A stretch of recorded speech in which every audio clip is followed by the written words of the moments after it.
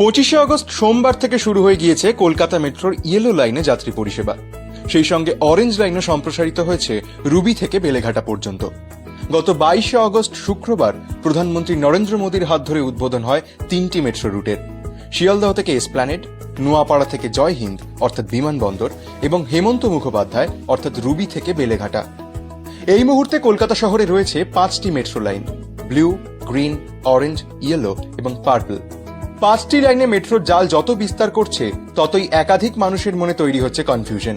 কোন জায়গায় যেতে হলে ব্যবহার করতে হবে কোন রঙের মেট্রো লাইন, সেই বিষয়ে এখনো ধন্দে বহু মানুষ। চলুন বিস্তারিত জেনে নিই এই 5টি মেট্রো লাইনের নানান খুঁটিনাটি। কলকাতা মেট্রোর ব্লু লাইন। ব্লু লাইনে রয়েছে দক্ষিণেশ্বর থেকে কবি সুভাষ মেট্রো করিডোর।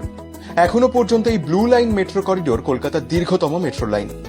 দক্ষিণেশ্বর থেকে কবি সুভাষ মেট্রো রুটে রয়েছে 26টি স্টেশন।